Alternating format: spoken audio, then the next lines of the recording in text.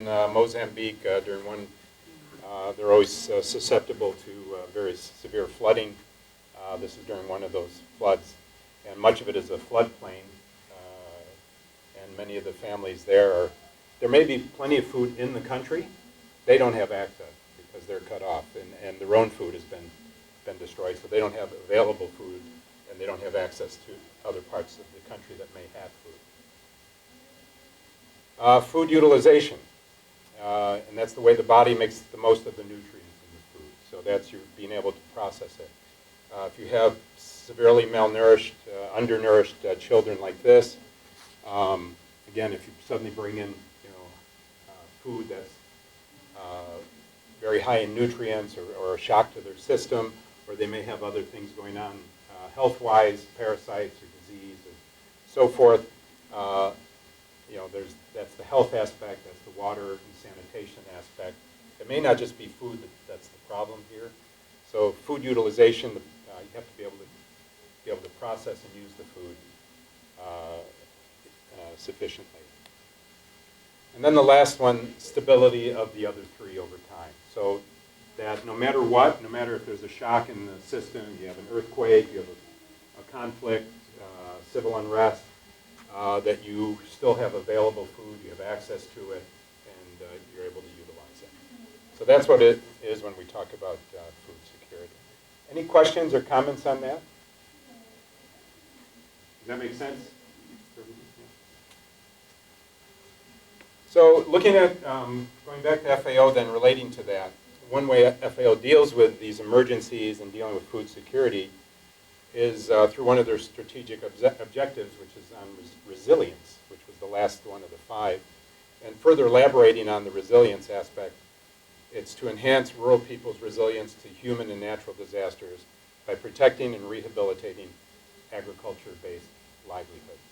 So that's pretty much in a nutshell what their programs aim to do. But why agriculture and livelihoods in emergencies? I mentioned earlier that that's their mandate, and emergencies. When we think emergency, we think life-saving, pulling people out of rubble, or emergency health or medical support, or emergency water and sanitation or shelter. Where does agriculture and livelihoods come in? Why would we even be talking about that in an emergency? Because the longer-term recovery is absolutely essential. Okay, so when does that start then? When does the recovery start? Does that start right away with when the emergency occurs? Not when you're pulling people out of the rubble, but okay. It is a concern from the beginning. Sure. Okay, good. Other comments related to that? Yes. Yeah, I'm thinking about Haiti as that example, I guess. There's, 5,000 NGOs, and yet poverty is absolutely amazing. And I think it is because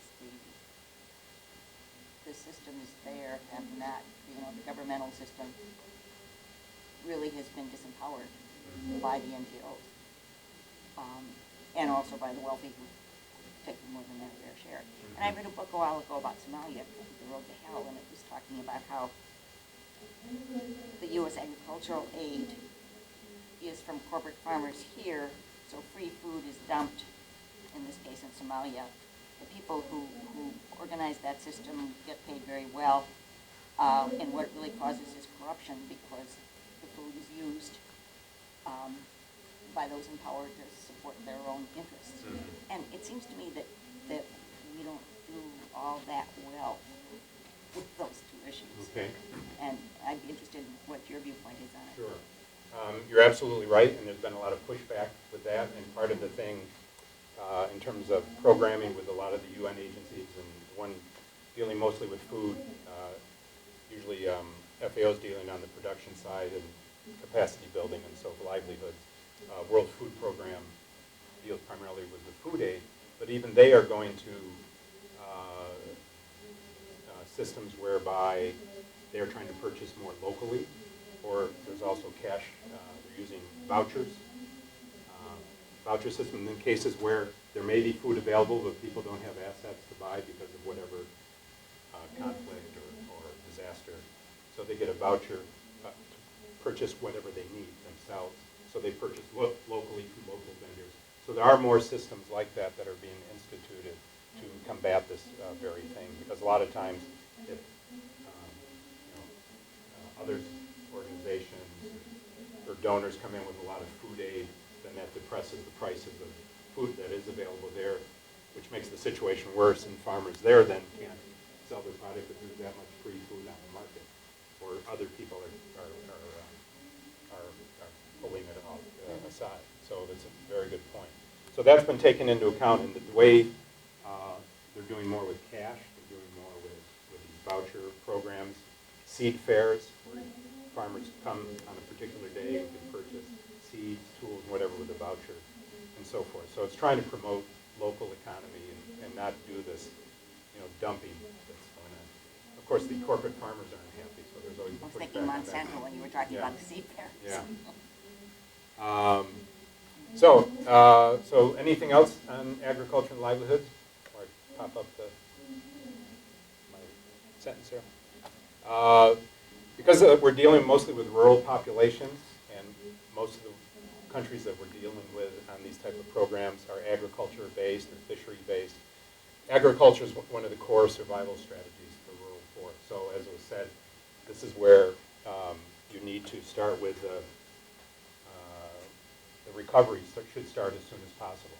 I can tell you also from working with FAO on the disasters and emergencies, the time to get funding for those kind of programs for these is when the cameras are in CNN and everybody's there. Because that's when the money arrives. And that's when the attention is. It's not 6 months later when you're trying to do, agricultural recovery and rehabilitation and whatnot. They've moved on to the next disaster emergency or something else. And the funding won't be there. And as we know, I think we know, is that development funding is often sorely lacking, and the transitions from disasters to emergencies is often not very clear. So that's the main point there. And then the second element, talking about FAO specifically, is what they seek to do is bolster self-reliance, reduce the need for relief, and harmful coping strategies such as selling assets or getting involved in sex trade or forced migration. So being able to maintain their livelihoods, keep people in their communities, not have them migrate to the cities or somewhere else to get relief or assistance. That's ultimately what we're trying to do. Here. I should have prefaced at the beginning, even though I'm presenting on FAO, I should point out, I don't represent FAO. I'm not speaking for FAO, and I don't work currently for FAO. I work for Interworks. So I'm presenting this as someone who knows the organization from having worked there, and also from having worked with USAID, with an NGO, with private sector, and so forth. So I'm giving it from that perspective, but so don't take this as I'm speaking for FAO. Someone from FAO can come in here and tell you something totally different. So, but this is, in terms of how it works, is basically it. Just in terms of the type of disasters we're talking about, looking at, and you've seen them all over the years. Natural disasters, and we'll have a couple examples of that shortly.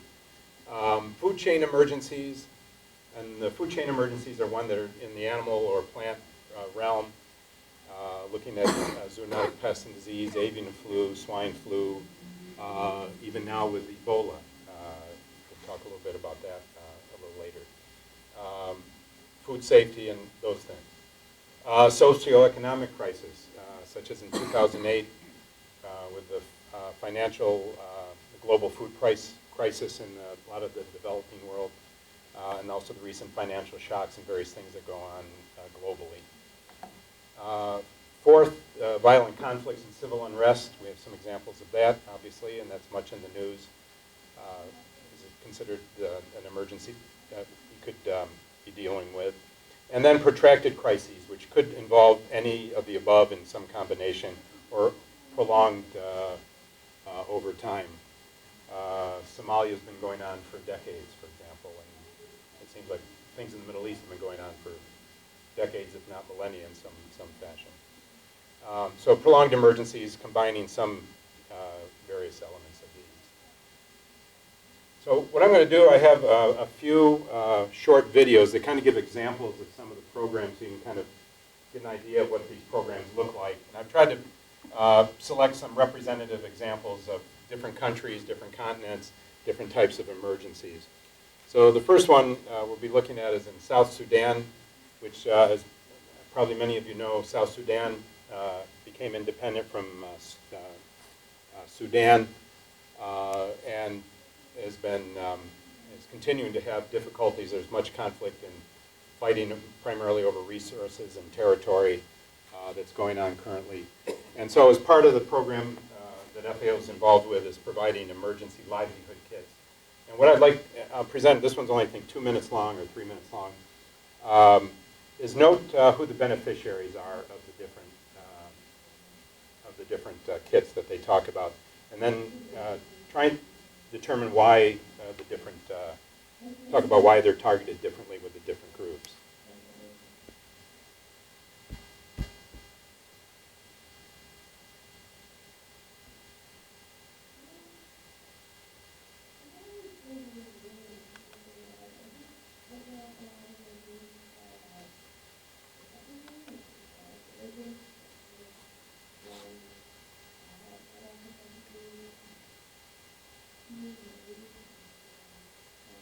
Designed for emergency livelihood kits, which were portable, Okay? essential inputs for the 4 different kinds of livelihood systems that were in the conflict-affected states. There's a vegetable kit for, particularly for displaced populations that don't have much access to land, but within 30 days they can harvest their first greens. And that's a very important source of dietary diversity when there's such nutritional stress. We also have a fishing kit, which is when we've gone out and talked to the fishermen and to the women who are working with the fishermen in order to catch some fish. We know that that kit is catching between 10 and 25 kilos of fish a day. The community-based animal health workers are the long-term heroes of South Sudan. They, of course, are chosen from among the pastoralist groups and the agro-pastoralist groups. They move with the livestock, so there's never a question about if you can get a community-based animal health worker restocked with the essential kit and involved in vaccine campaigns, that for sure you're going to reach areas that not in a million years I could reach. Very, very deep field locations.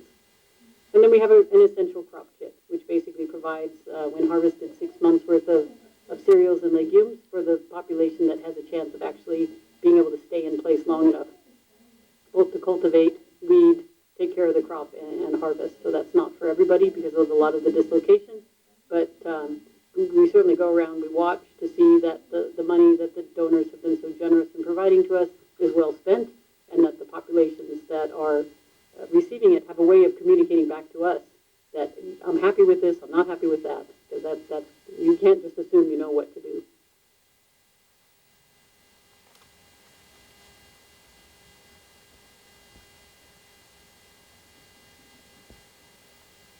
Okay, she mentioned 4 different types of kits: vegetable kits, fishing kit, animal health kit, and crop kits. What was the distinction between the kits in terms of who they were distributed to? What did you hear, especially I think it was the first one and the last one? Well, it was people who were like in maybe a refugee camp or somewhere displaced versus people who were living. Okay, in this case, it's displaced persons internally within the country. What was the distinction? Who got the vegetable kits? The 30-day vegetable kit for people who were displaced. Displaced, because the whole issue of they're should be temporarily situated in a camp or in a setting that's not their home. There's all kinds of land tenure issues. I mean, if they start going and planting, huge fields of long-term crops, that's not going to be set a happy precedent for those who live there, especially if they don't want them there to begin with, which is often the case. So the displaced persons got the vegetable kits so they could grow their own food in a very small area. They could have a produce in 30 days, and that would help them nutritionally quickly. Others, if they were not displaced, would get the crop kits. Obviously, fishermen would get the fishing kits, and those dealing in livestock and animal health would get those particular kits. So it's very targeted. No one's trying to make people that are fishermen plant vegetables, or people that grow vegetables or crops become fishermen, because ultimately those usually don't work very well. People are comfortable with what they already do in terms of their livelihood. So it's supposed to be to support their current livelihood, or in the case of a displaced person, at least give them something that they can help grow their own food in place in a camp setting. Okay. Any other comments on this particular one? Yes. If, say there's a natural disaster, Uh-huh. let's say maybe the earthquake in Haiti, Okay. and you have a multitude of groups, NGOs that go in to do the immediate direct relief. Mm-hmm. How do you organize it so a family doesn't end up with, say, just a lot of agricultural related things and maybe nothing for health, or shelter, or clothing? Okay. Usually what's done So depends things on... are distributed more evenly and it Mhm. gives us everything that they need. Yeah, usually what's done in those situations, or in most disaster emergency situations, is usually a rapid needs assessment is done. And then, especially in natural disasters, you usually know what the primary needs are going to be for a given population, because it doesn't vary much depending on the disaster. But then doing an assessment of what their actual needs are, there's registration process that comes into place. The families have to register with the system of the whole coordination of the agencies, the UN, the donors, the NGOs, and so forth, and the government. Do what's called a cluster coordination system, whereby they organize by the various sectors, by agriculture, by food security, by nutrition, by health, and so forth.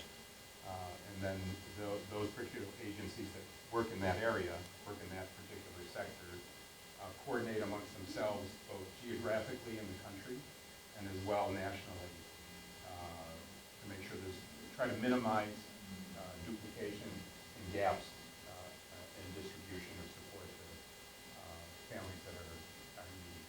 So there's a lot of good communication that goes on. Well, there should be a lot of good communication. Sometimes leaves a lot to be desired. Actually, the joke, bad joke, is that when you come in, especially early on with a big emergency like Haiti and so forth, the first few days what you see there's a lot of meetings going on amongst the different players, the humanitarian agencies working. So on the surface it looks like nobody's doing anything because they're all just meeting together and talking with each other. But a lot of that, while the immediate maybe life-saving things are going on, that is the setting the foundation for coordination amongst them. Otherwise you get people running off doing their own thing. I don't know what you're doing. You're working in water and sanitation. I'm working water sanitation, and we're going like this. So it's to make sure, and also make sure everybody's working from the same standards. This village and community isn't getting everything in TVs and whatever, and the community over here is suffering just as badly as getting nothing. So it's to try to make sure that that's addressed. So it is a big challenge, because as you know, disasters and emergencies are already chaotic as it is, but trying to get that, do the life-saving stuff or the immediate needs while you're also trying to coordinate is often very difficult. So it's a good question. We got another example, and this one is a bit different. The last one was looking at civil unrest and conflict. This one we're talking about HIV/AIDS in Southern Africa. It's been a big problem over the last decade or two, and in many parts of Africa, especially I think Mozambique, and that part of Southern Africa has been very particularly hard hit, that a whole generation has been wiped out, and you have a lot of cases where there's communities which are all just orphan children. All the adults are basically dead or gone. So this will be talking a little bit about that, the case in Mozambique. And this program is going to talk about establishment of junior farmer field and life schools in Mozambique, which have since been replicated in our other parts of Africa, Southern Africa, East Africa, where HIV/AIDS has been a problem. But the ultimate goal is to reduce the risk of food, nutrition, and security, protect and strengthen the livelihoods, because you've got, the adults are all gone, so whoever was training or guiding the children or teaching them how to farm and so forth were gone. So the skills and the guidance were missing. And then targeting the most vulnerable groups, that is HIV/AIDS affected, primarily the orphaned children. So this one's talking about farmer, field, and life schools in Southern Africa. This one's 15 minutes. Buen día, buen día, buen día todos, buen día, buen día, buen día todos. In Manica province, central Mozambique, poverty, hunger, and disease are widespread. The region is crossed by the Beira Corridor, a major transport route linking inland southern Africa to the coast. A steady flow of truckers frequenting sex workers is accelerating the spread of HIV/AIDS, and infection rates are soaring.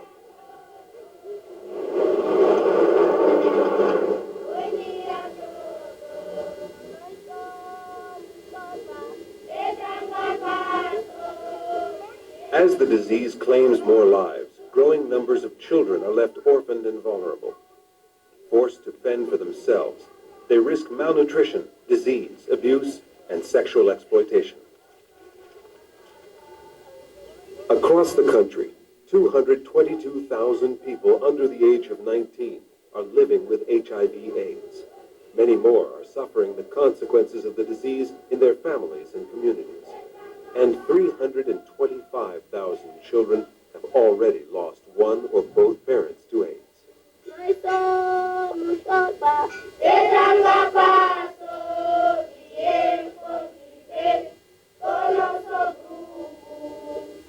In response to the orphan crisis, the Food and Agriculture Organization and the World Food Program have set up an innovative schooling system known as the Junior Farmer Field and Life Schools.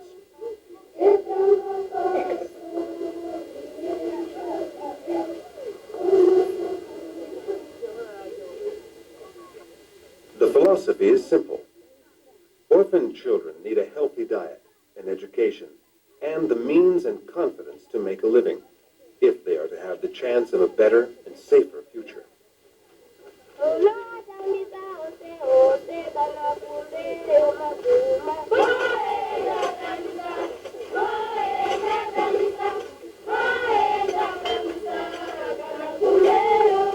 Every school trains 30 orphan children between the ages of 12 and 17 in all aspects of farming, from land preparation to harvesting.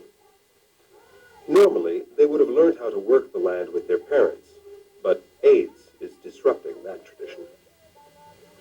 Extension workers and school teachers provide guidance with practical field lessons. They encourage the children to learn by experimenting and observing the effects of both traditional and new techniques on crops grown in small demonstration plots.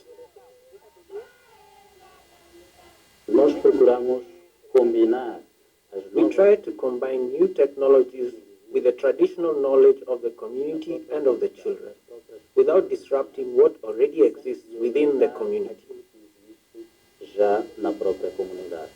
So we try and find a harmonious way to introduce innovative and effective elements and try to improve the basic knowledge they already have.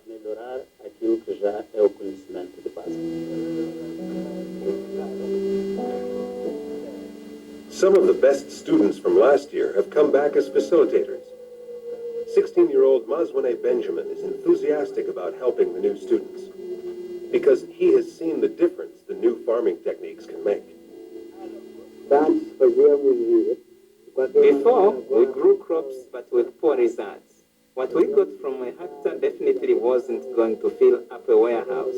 But this knowledge is going to help me. Now that we plant in rows, a small patch of land can give us a lot of food. So this knowledge is really going to help me in the future. Once they master the new techniques, the children have something to offer to their community and acquire a new status. When food is scarce, a little farming knowledge can make a real difference.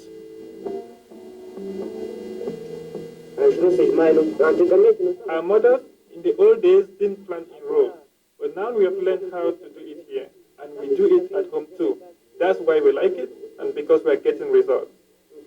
So now we're teaching other people too. The children are encouraged to use what limited resources they have to resist disease. Courses in nutrition and medicinal plants will help them stay as healthy as possible. The kids are not only learning better farming, they are learning also it's junior farmer field and life school, what they have to do in their life, diseases, how to cope up, better nutrition, what is good food for HIV positive person. So they all have this knowledge and they transmit the knowledge at home.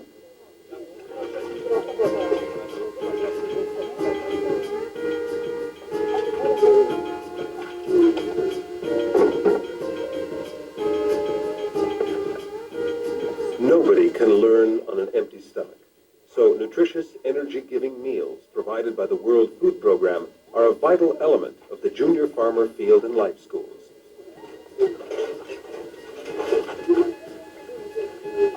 After field lessons, volunteers from the community dish out rice, beans, and fish to everybody.